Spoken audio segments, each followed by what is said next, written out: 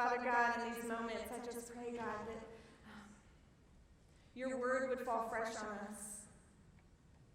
Lord, that like the rain that falls from our Florida sky so often, Lord, that causes the flowers to bud and the plants to flourish, Lord, that your word goes forth from your mouth and it accomplishes a purpose, Lord. Let it do a work in us tonight. It's in your name I pray, amen. I don't know if y'all noticed, but I'm a little tall. I've always loved being tall. In fact, I wish I was taller, which is why I wear heels all the time, because my little sister passed me in height by the time I was 10. And she's still taller than me. So I've always liked being tall. And there's a lot of really great things that come with being tall. I can reach things on the top shelf.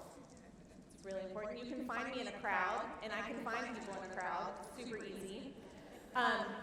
One of my favorite things about being tall back when I was single was that every wedding, I knew how to catch the bouquet.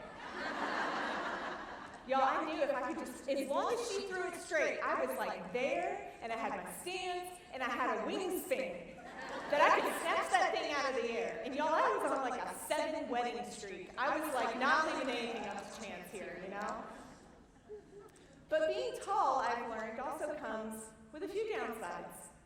And one of those that I learned in my early adult life was that sometimes when you're tall, people get the wrong first impression of you. Now, I know no one in this room has felt that about me. But I can remember the first time this happened to me. I was in college, and there was a girl I was friends with. I had been friends with her for a couple of years. And one day out of the blue, she said, you know, I didn't really like you when we first met. I thought you were really stuck up. But then I got to know you, and I think you're really great. And I was like, thank you? Like, is that a compliment? But I realized that we do the same thing with God. That sometimes we have the wrong impression of who He is. And as I was preparing for tonight, I begged God. I was like, are you sure this is what you want me to talk about? And He kept leading me back to the same passage and the same topic. And I was like, really? Because it would be really great if we talked about friendship. Or maybe community, or hope, or joy. Can we talk about joy? And He kept leading me back to this passage. A.W. Tozer said, what comes into our mind when we think about God is the most important thing about us. And the wrestling we feel with this question of who is God is not new. In fact, the Israelites wrestled this very question at the base of Mount Sinai. And so turn with me to Exodus chapter 20. A little bit of context here. The Israelites have been enslaved in Egypt, and Moses has led them out, and they have crossed the Red Sea, and they have watched the Red Sea go back over their enemies. And Moses has led them to the base of Mount Sinai. And if you are a Charlton Heston fan, you probably know this chapter is the chapter where he gives them the 10 Commandments. So I'm actually going to read in Exodus 19, starting in verse 16, just a few verses so you can get the picture of what they are seeing as they gather at the base of Mount Sinai. On the morning of the 3rd day, there were thunders and lightnings and a thick cloud on the mountain and a very loud trumpet blast, so that all the people in the camp trembled. Then Moses brought the people out of the camp to meet God, and they stood at the foot of the mountain. Now Mount Sinai was wrapped in smoke because the Lord had descended on it in fire. The smoke of it went up like the smoke of a kiln, and the whole mountain trembled greatly. And as the sound of the trumpet grew louder and louder, Moses spoke, and God answered him in the thunder. So they gathered. Y'all, first of all, I always thought, I will admit, we studied these passages in our girlfriend groups in the spring, and I didn't know until we studied these on a deep dive that Moses didn't get the 10 Commandments at the top of the mountain with God. Did y'all know that? God came down in this smoke and this lightning and gives the 10 Commandments to entire nation of Israel. So this is what happens after he gives them the 10 Commandments. Exodus 20, starting in verse 18. Now when all the people saw the thunder and the flashes of lightning and the sound of the trumpet and the mountain smoking, the people were afraid, and they trembled, and they stood far off. And they said to Moses, "You speak to us, and we will listen. But do not let God speak to us, lest we die." Moses said to the people, "Do not fear, for God has come to test you, that the fear of him may be before you, that you may not sin." And the people stood far off, while Moses drew near to the thick darkness where God was. Y'all, the Israelites saw the smoke, and they heard the thunder and the loud voice and that sounded like trumpets, and they drew back. Yet Moses heard that same thunder and saw the same lightning and the same smoke, and yet he was drawn forward up the mountain toward God. And this picture has really stuck with me over these last few months, and I can't let go of it. What is the difference? Because they both saw the same thing. Why did the people draw back and Moses draw near? And I think it was because Moses had a different view of God. In our English, it's really easy to read this verse and be confused, because they're like, "We're scared," and Moses says, "Don't be scared, fear him." And you're like, but that all means the same thing, right? But when we go back to the original language, there's two different Hebrew words here that are used. When he said that they trembled, that word means they shake or quiver. When Moses said, "Do not be afraid," it means don't be in dread, but to have fear of him. And that word means reverence, awe, and respect. Reverence is one of those words that you kind of know, and it's kind of churchy, and you don't really quite know what it means. So that's when I like to go to my dictionary. So I looked this up in my favorite Merriam-Webster dictionary, and here's the definition of reverence: honor or respect, felt or shown. Profound, adoring, awed, respect.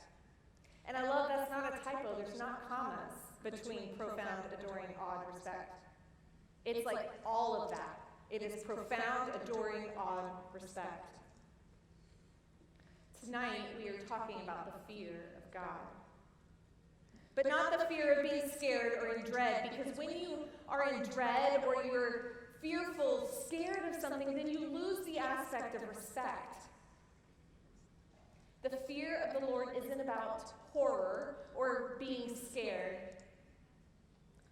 It's about recognizing who he is and responding accordingly. My friend Brian puts it this way. He said, it's the difference between walking up on a rattlesnake in the Grand Canyon. One inspires sprinting, and the other inspires awe. But how do we have a fear of God that inspires awe and makes us want to draw near versus being afraid and drawing back?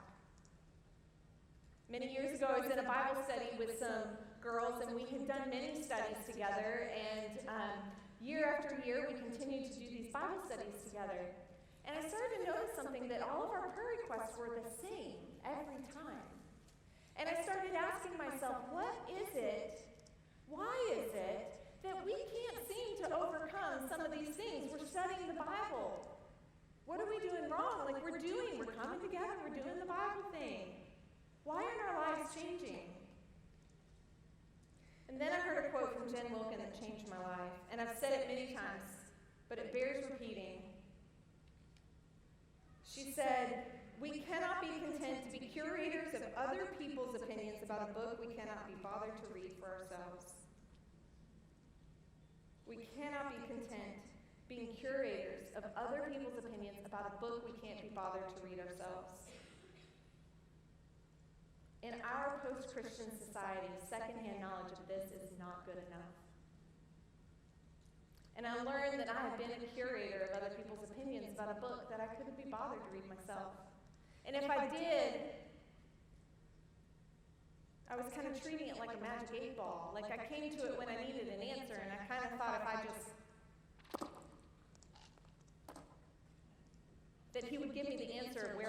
go in my life. Like it's going to say University of Central Florida in here. In my most desperate time of my life, I started coming to this with a new lens and asking the hard questions that I had never learned to ask before.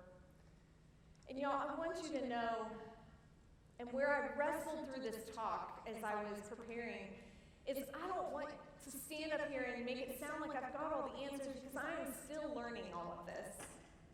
And I don't want to assume that you sitting out there are probably going, Erin, I've known this for years, like, come on. But the whole time I've been preparing for this, I have felt a weight that I typically do not feel before I speak. It wasn't nerves, it was something different. It was like there was something at stake. There's something hanging in the balances tonight. And I couldn't not say what we're about to talk about. Because this book is not about me. I don't get to come to this book and go, what does this mean for me? Because that, I think, was the temptation I had. This isn't even a book that's a collection of stories of people who failed, and God met them and redeemed them, and while there are stories of that, that is not the main point of this. This is a book about God. And his character is written in every page, in every story, in every verse. If we want to have a fear of God, if we want our lives to be changed by the word, if we want to grow, if we do not want to stay the same, then we have to be willing to do the hard work, and we have to ask the right questions of this text. Over the last couple of years, I've been having some issues with my shoulder, and I've seen doctors, I've had cortisone shots, I've done the whole gamut. So at the beginning of the summer, I went to a new doctor, and she did an MRI, and I came back to get my results, and she said, Erin, you have naturally loose ligaments. You're generally unstable. It's like, tell me something I don't know. So she sent me to physical therapy. And for 8 weeks, twice a week, I went and I strengthened my shoulder. And it was hard work. I was using muscles I didn't know I had. And that's the way our faith works too. We can't just come to this when we want and expect God to change us. We can't just go through life and think everything's just going to be fine, and so, we'll just come to this. We'll make time for this when we get through this phase. It's just a busy season right now. Eternity is hanging in the balance. My heart, my ability to get through this life is hanging in the balance, and I want to get to know the God who's walking with it, through it, with me. And this isn't just a one and done. You can do a Bible study, you can read through the Bible in the year, and you can check it off and say, I'm good, because you know what my physical therapist told me? She said I had to keep doing the exercises. It's an ongoing process that we have to continue, because he is infinite and we will never learn everything. So I keep talking about these questions we need to ask of the text, and the first question we have to ask is, what does this say? Because we have to remember this is an ancient book. It was written to us, it was written for us, but not to us.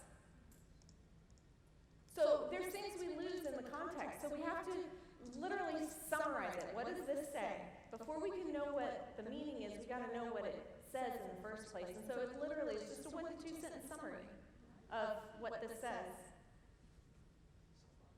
And then I wanted to jump. Okay, good, I got it. Okay, so Jesus walked on water, and he told the disciples who he is.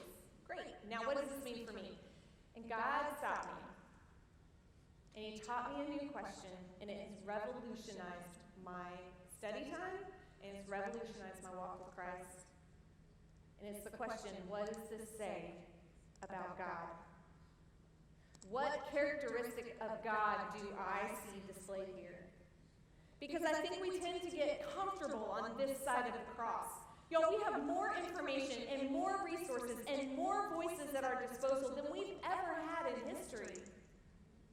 And sometimes I just get lazy because it's so much easier to scroll Instagram and read a few inspirational Bible verses or to pop a podcast on than it is to come and learn about who my God is. We spend too much time treating the Bible as if it's a daily to-do on our list, and we lose sight of who he is. And when we lose sight of who he is, we lose sight of who we are. And when we lose sight of who we are, we lose sight of the reason we were saved in the first place. This past weekend, Pastor David quoted a verse out of Philippians 2, where Paul called us to work out our salvation with fear and trembling. Our salvation isn't just a moment in time. Our salvation is a process that continues happening, and eventually we are ultimately saved when we get to heaven.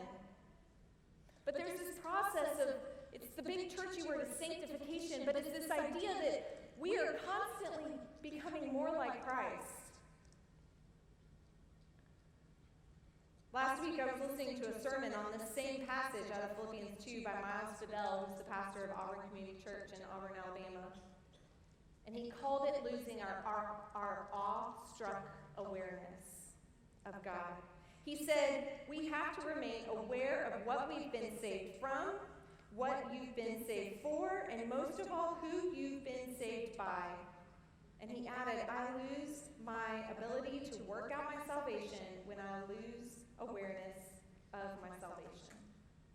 And it was only when I started asking this question, what does this say about God, that I began to be in complete awe of who he is and what he did for me. Because I started to see my Heavenly Father for who he was. And because his holiness in comparison to my humanness shows me how unworthy I am and how worthy he is. So what does this look like practically to ask this question in Scripture? I'm just going to walk you through real quick the first 4 Ten Commandments of the 10 Commandments, because our tendency is to look at the commandments and go, this is a bunch of rules, check, check, check. Some of these are easy, some of these not so much. But when I ask the question, what does this say about God? And I read, you shall have no other gods before me, it tells me that he is sufficient in all we need. Yes, you got that. We don't need another God. He is holy. He is set apart. He is above all. He has absolute authority. When he says, you shall not make an image in the form of anything, it tells me that our God is the creator, and that anything created by human hands is made to serve humans. And nothing created by man can contain our infinite, omnipresent God. You shall not take the name of the Lord in vain tells me that God's name means something, and his name is sacred. Remember the Sabbath day and keep it holy tells me that God is the provider and trustworthy and sufficient. See how that changes the way we see the 10 Commandments? Because when I see that he's holy and he has absolute authority, all of a sudden my desire to put other things above him diminishes. And all of a sudden when I start noticing that I'm putting something above him, there's a check in my spirit. When I see that he is the creator, infinite and omnipresent, my desire to worship the things that are created decreases. When I see that his name is sacred, I begin to cringe when I hear other people use my Lord's name in vain. And not just cursing or saying his name in a bad way, but also misrepresenting his truth. When people are speaking twisted truths about my God, like, it makes me cringe. Some of my friends will tell you I get on this soapbox and I just let people have it sometimes. When I know that God provides and is trustworthy and is sufficient, I can rest as he commanded, and I don't have to strive. So that's just a simple way on how we can develop this fear of God. But why is this worth it? What is the result of a fear of God? A reverent, awe-struck awareness of who he is. There's so Scripture that talk about having a fear of the Lord. But I just want to pull out 3 based on a couple passages, this one included. And the first is that the fear of God leads to protection. When Moses said in verse 20 that the fear of God, the reverence, awe, and respect of God would keep us from sinning, that's for our protection. It protects our minds and our hearts, knowing the truth of who He is. Because we have an enemy who is lurking. Like Leslie said, he is there whispering lies. He's saying, did God really say that? Is that who God really is? You really don't have time for that. It's okay. You did this, and that. In her Armor of God Bible study, Priscilla Shire said, salvation was meant to come with more than just future benefits. It was also supposed to exert a startling, clear impact on our present daily life. It's that sanctification. But this impact will only be experienced to the extent that we apply the benefits of salvation to our everyday lives. Receiving salvation is not the same as applying salvation. The first redeems us. The second restores, protects, and shields us daily from the attacks of the enemy. So the fear of God leads to protection. The fear of God also leads to a changed life. Because not sinning is also walking in obedience. Going back to that definition of reverence, it not only affects my inside, but it was also about reverence that is shown. It's on the outside. It changes our actions. Back in February at Adore, I shared my word for the year, which is His Way, which I know is 2 words. My husband reminds me a lot. It's kind of like a suggestion, the one-word thing. It's fine. And I spoke with my verse for the year, which is Isaiah 30, 20 through 22.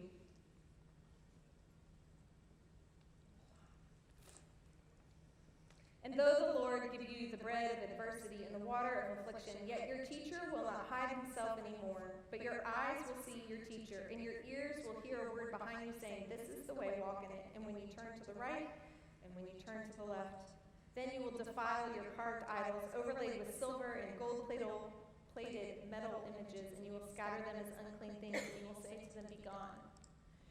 You see, when we get a view of our God, when we come face to face, when we learn who He is and we see His character, we can't help but throw off the sin in us. We walk in obedience because we are so in awe of what He did for us, and we are so in awe of who He is, and we want so much to be like Him, and that's our response, is this obedience, this changed life. And in the original Hebrew, where it says unclean things, the Hebrew word is actually menstrual cloths. And back in this day, when a woman was on her cycle, she was considered unclean. Like no one touched her. Nobody went near her. And that's what we do. When we come face to face with God, we can't help but take the things that we have put above God, or that we have tried to replace God with, or the sin in our life, and we want to throw it off and say, be gone. I've learned a lot this year that His way is not about a direction. I really wanted it to be. I wanted it to be about God saying, okay, now I want you to go here, then go there. Okay, now take this job. Okay, now do this. Now have this event. Now speak about this. Now do this Bible study. But that's not the way God works. Because He's more concerned about who we are becoming than where we are going. He's more concerned about who we are becoming than where we are going. And when we come face to face with our teacher, with our God,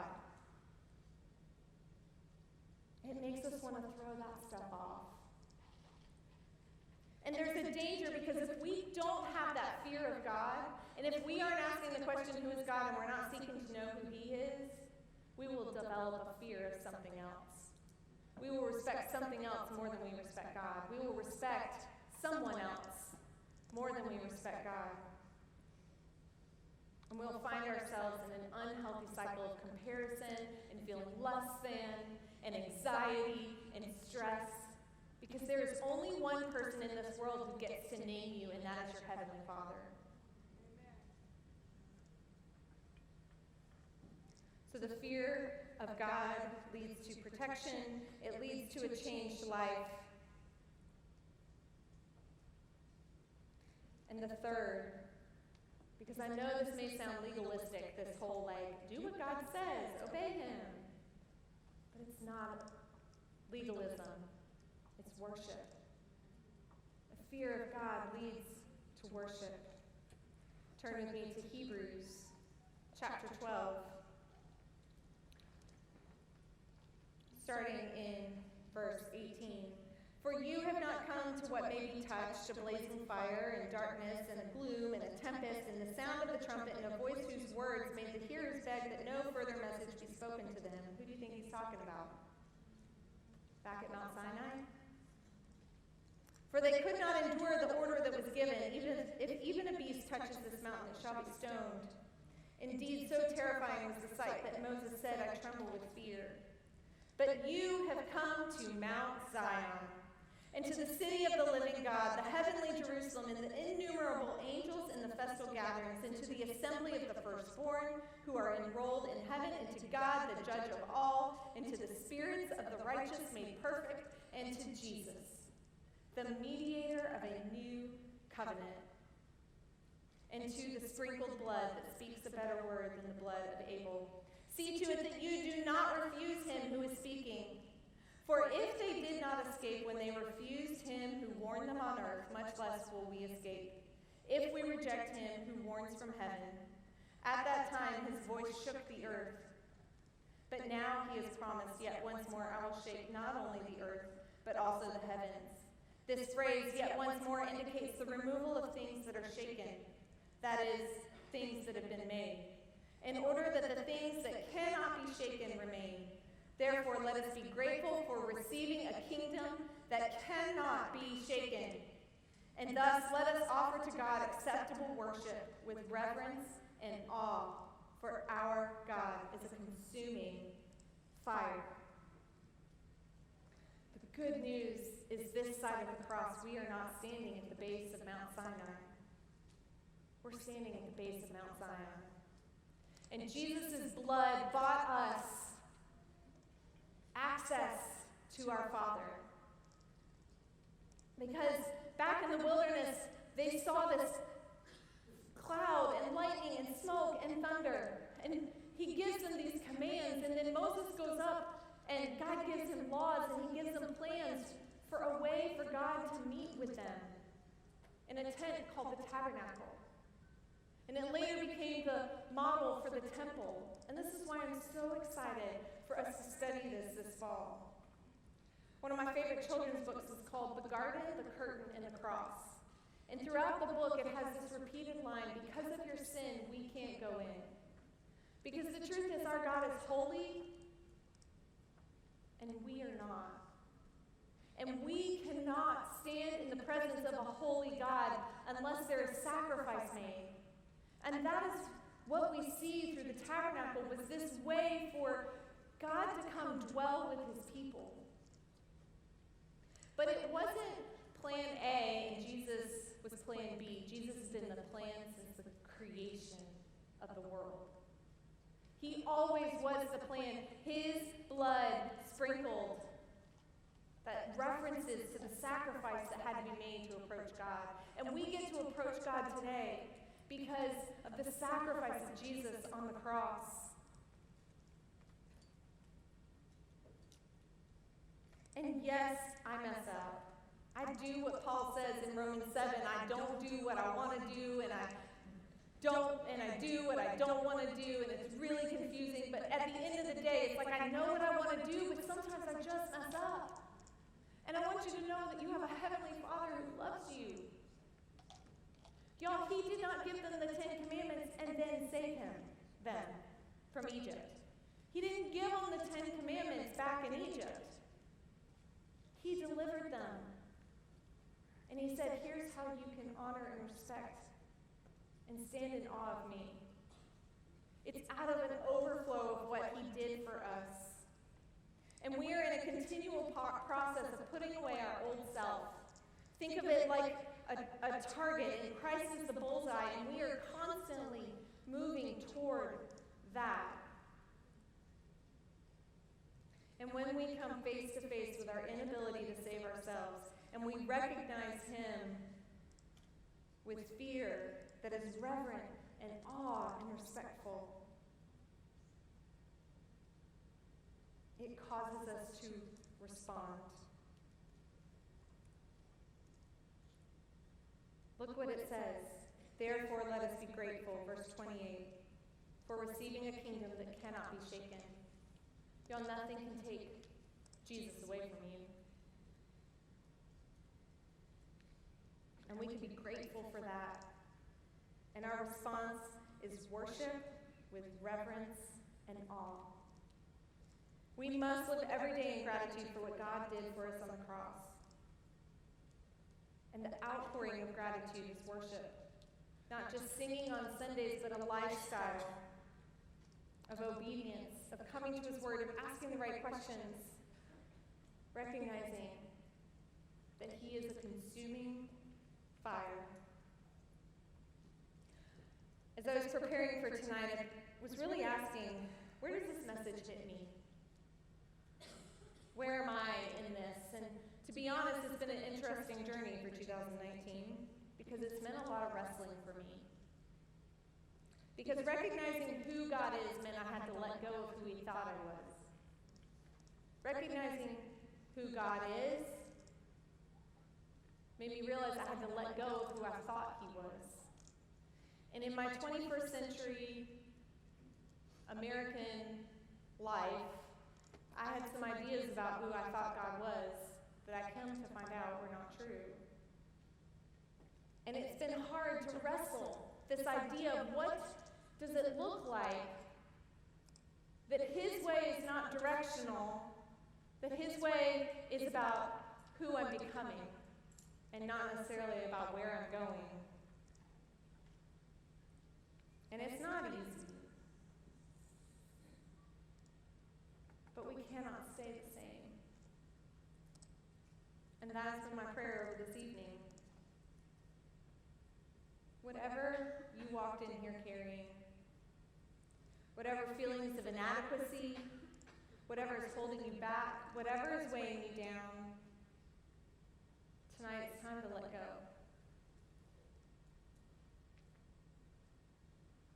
Don't take back home with you what you brought with you in here tonight.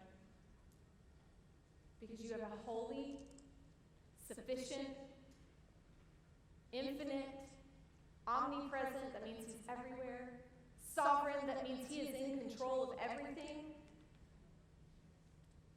I've been chasing the names of God this year, and I started keeping a list in the back of my Bible, and every time I have a list of names of who he is, and every time I see it in Scripture, I write it in the back of my Bible. That he is Yahweh, Amen, he is the God of truth. He is Yahweh Rapha, he is the healer.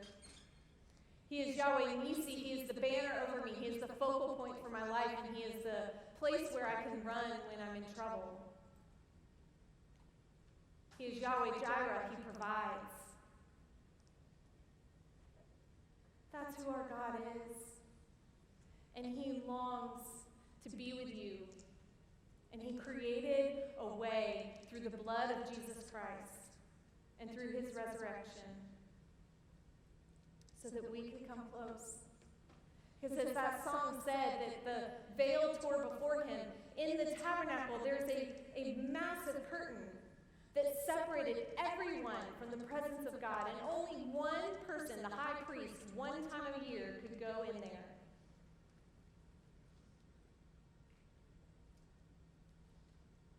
And when Jesus on the cross yelled, "It is finished," this massive curtain in the temple tore in two from top to bottom. And he made a way for us to come in. Yeah? Laura Jean is going to play over us in these next few moments. And I want us to come awe and with reverence. There'll be some women down here who you can come pray with if you need prayer for something. And y'all, I can't let this go. That if you're here tonight and you don't know what it means to be saved, you don't know what it means to walk with Jesus, and you have questions about this, come forward, please. Don't walk out of here the same person that you were. Let him save you. Let him redeem you. He is knocking. And he's a gentleman. He's not going to force his way in. We have to open the door. For some of you, it may be that you need him to restore the joy of your salvation. Maybe you've become comfortable and you've kind of forgotten what it meant, the fact that you were saved. I want us to just come before him for a few moments and worship him through prayer and tell him